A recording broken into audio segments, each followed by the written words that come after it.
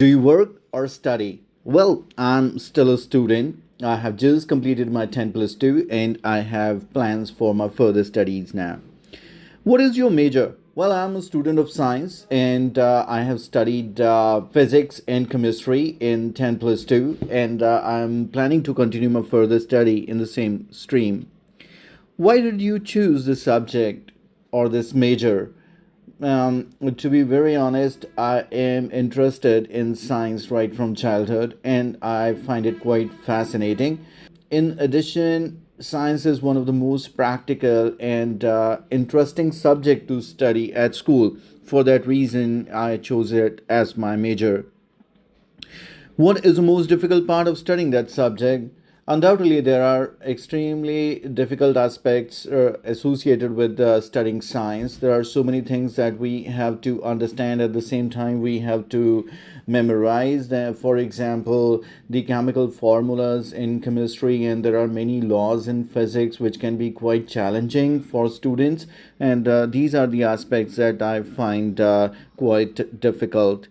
Do you plan to use the subject you are studying in the future? As said, I am intended to continue my further study in the same stream, and for that reason, I surely have plans for studying it in the future. The fact is that science has a lot of future prospects. For that reason, I'm intended to study it in future. Do you play any sport? Yes, indeed, I am quite sportive, though I do not get too much time to play sport these days, but still, at least for 30 minutes in the evening, I play badminton. Do you watch sports on TV? I must say it is my favorite thing to do.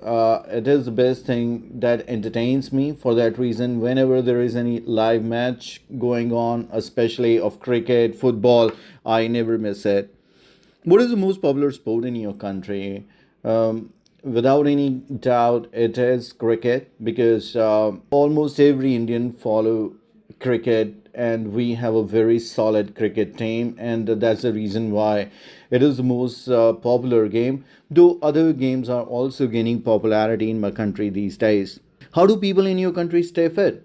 Well, there are numerous things that people do to stay fit. I must say that most important thing that people do, and not only Indians, many others follow Indians, and they too practice yoga and going for a morning walk, joining gyms, and even just taking good care of their diet are some of the ways to stay fit. Is it important for children to play? Part 3 follow-ups. What different type of traditional products are produced in your country? India is very famous for its traditional products, clothing material, and there are so many different type of attires that are produced only in India and exported in all different parts of the world. For example, saris, kurta pajamas, dhotis, which are associated with particular cultures of India. Then we also produce jewelry and some handicrafts, and other things are primarily produced in my country only. In your opinion, why do traditional products attract tourists?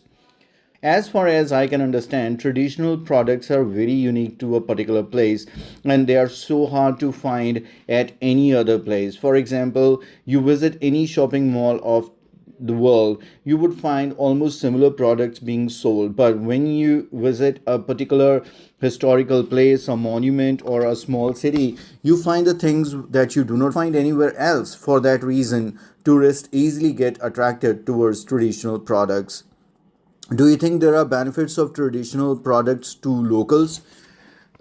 Yes, I can certainly say because no doubt tourists get attracted and buy them just as a souvenir or just to experience it. But locals are being using those kind of products for ages.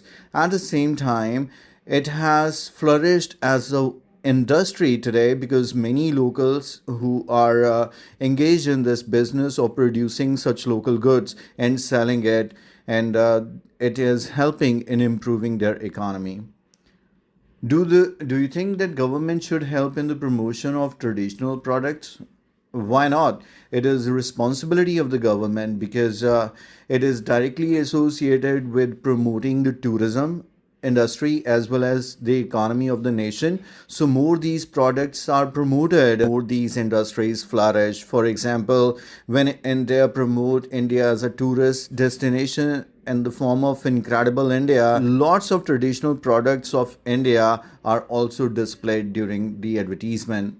Do you think because of globalization, countries are adopting each other traditions? It's true to a great extent because earlier people were just following their own customs and traditions because countries were virtually disconnected with each other. But today, because of globalization, the world has turned into a global village where people from all different parts of the world living in multicultural societies together, where they get to know about each other cultures and traditions and customs, and if they find them interesting, they don't hesitate to adopt them. Did the traditional things of the past are better quality than present day things?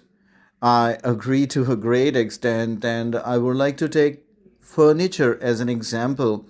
Though the furniture in the past were extremely bulky as well as space consuming, but they used to be made of hardwood.